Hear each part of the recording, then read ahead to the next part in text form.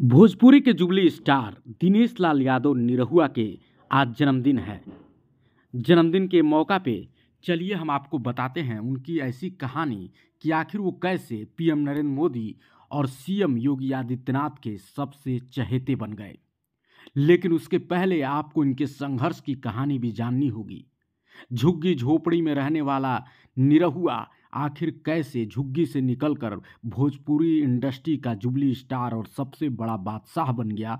ये संघर्ष की कहानी जानने के बाद हम आपको बताएंगे कि कैसे वो पीएम नरेंद्र मोदी और सीएम योगी आदित्यनाथ का भी सबसे चहेता बन गया।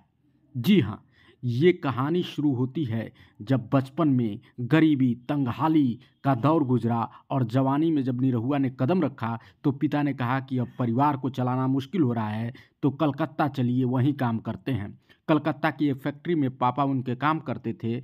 दिहाड़ी मजदूरी के रूप में इन्होंने भी अपना सफ़र शुरू कर दिया। कहते हैं कि 3500 रुपये की नौकरी में पूरे परिवार को चलाना बहुत ही मुश्किल हो रहा था।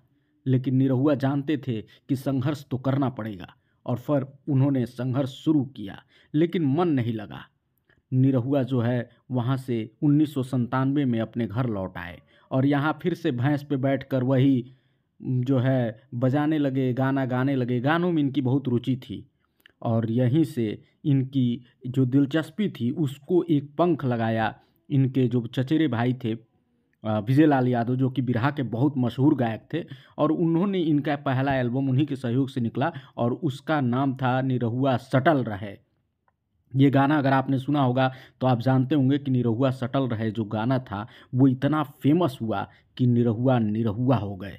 और उनकी वो पहली फिल्म 2006 में मिली, चलत मुसाफिर मोह लियो रे। लेकिन इस फिल्म से उनको उतनी बड़ी सफलता नहीं मिली जितनी बड़ी सफलता उन्हें निरहुआ रिक्शा वाला से मिली।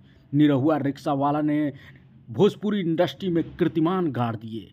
निरहुआ सबसे आगे निकल गए और फिर आया राजनीति में कदम रखने का मौका। निरहुआ ने खुद बताया था कि एक बार मुंबई में एक सम्मान समारोह में वो योगी आदित्यनाथ से मिले थे और वहीं योगी आदित्यनाथ ने उन्हें आदेश दिया कि आप आजमगढ़ जाइए। और वहाँ उन्होंने इतनी मेहनत की कि 2019 में भले ही वो अपना लोकसभा चुनाव अखिलेश यादव के खिलाफ हार गए, लेकिन उसके बाद वो लगातार आजमगढ़ में बने रहे और इसका फ़ायदा ये हुआ कि उन्हें जो है फिर से मौका मिल गया।